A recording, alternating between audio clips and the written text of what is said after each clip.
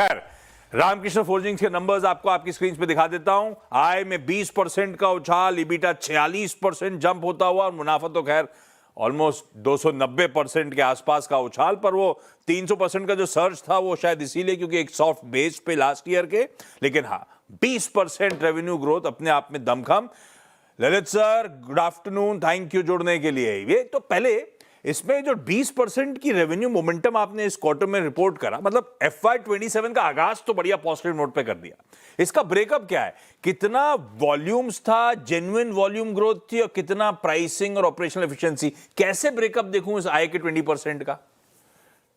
तो निश्चित रूप से देखिए, ये प्राइसिंग का थोड़ा इम्पैक्ट जरूर था, लेकिन 98% आपका वॉल्यूम ग्रोथ ही था।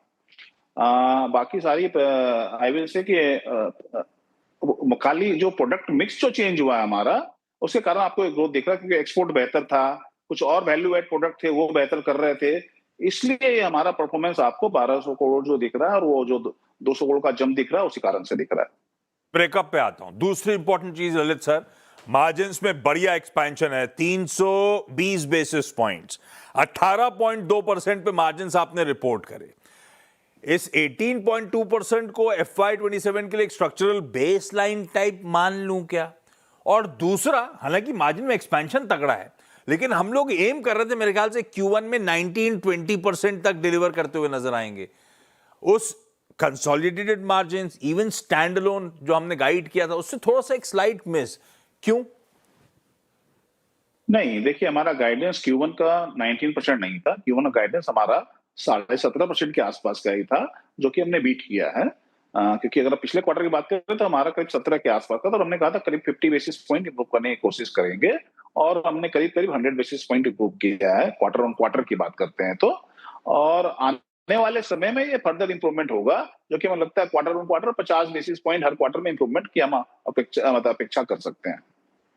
18.2 पे 3 क्वार्टर्स बाद हम शायद 19.5-20% के आसपास एग्जिट मार्जिन एक्सपेक्ट करें FY27 के लिए, ऐसा रीड करूं, है ना?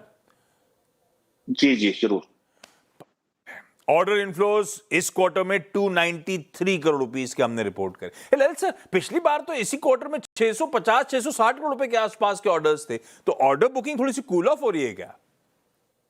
ये देखिए, डिपेंड करता है कस्टमर अप्रूवल पे। हाँ, क्योंकि देखिए, ऑर्डर बुक जो पिछले 2 सालों में हमने ऑर्डर विन डिक्लेयर किए हैं, हाँ, काफी सिग्निफिकेंट है, और अभी इस पे हाँ। अभी भी वो कन्वर्ट नहीं हुए हैं बल्क सप्लाईज में, वो धीरे धीरे हो रहे हैं, और ये आगे बढ़ते रहेंगे।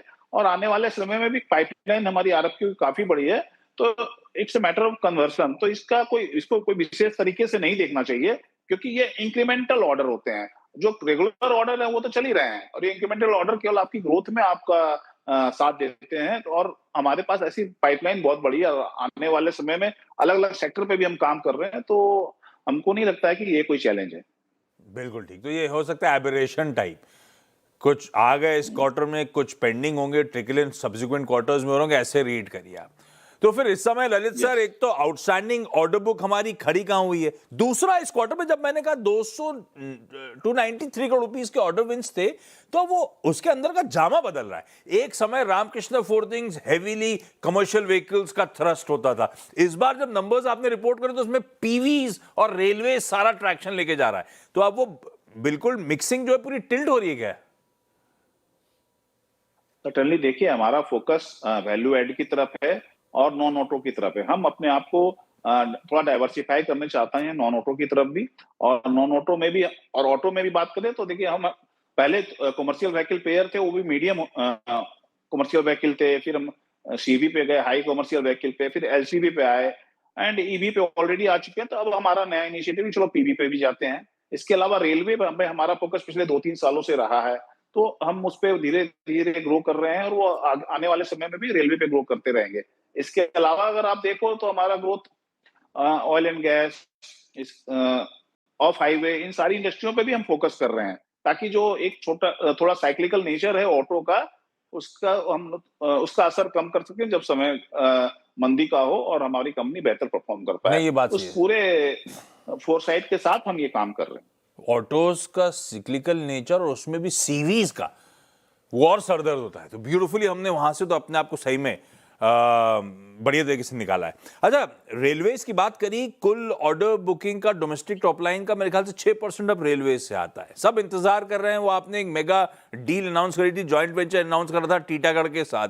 वो प्लांट कब तक ऑपरेशनल हो रहा होगा, कब तक वो मीनिंगफुली रेवेन्यूज में कंट्रीब्यूट कर रहा होगा ललित सर? हमारा कैलकुलेशन क्या कहता है? देखिए, हमारा ये प्लांट ट्रायल रन में है और बहुत जल्दी कमेंस हो जाएगा, मे बी अगले 2 महीने में कमेंस हो जाएगा प्रोडक्शन। लेकिन मीनिंगफुल रेवेन्यू की बात करें तो देखिए 2028 में एक अच्छा रेवेन्यू आएगा, लेकिन 2029 में काफी अच्छा आएगा। ऑप्टिमम रेवेन्यू की बात करें 2029 में आएगा। ओके, बैलेंस शीट पे नेट डेट मेरे ख्याल से Q1 में 100 करोड़ रुपए रिड्यूस हुई, 1900 करोड़ रुपए के आसपास है।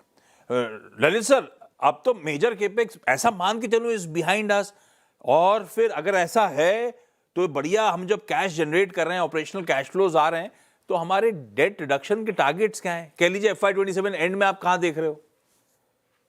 तो देखिए, हमने FY26 एंड के भी अर्निंग कॉल पे जब हमने अनाउंस किया था, तो हमने 500 करोड़ का डेट रिडक्शन टारगेट दिया था इस साल के लिए, और उस पर हम उस टारगेट को मेंटेन कर रहे हैं। इसीलिए इस क्वार्टर पे 100 करोड़ का रिडक्शन है, और आप पूरे साल में पिछले साल से 500 करोड़ का डेट रिडक्शन देखोगे। परफेक्ट है। मैं ललित सर हमेशा कॉन्फिडेंट साउंड करते हैं। खैर, कंपनी कर भी बढ़िया ही रही है। Lalit sir, thank you so much जुड़ने के लिए, नंबर्स पे डिटेल में बातचीत करने के लिए थे।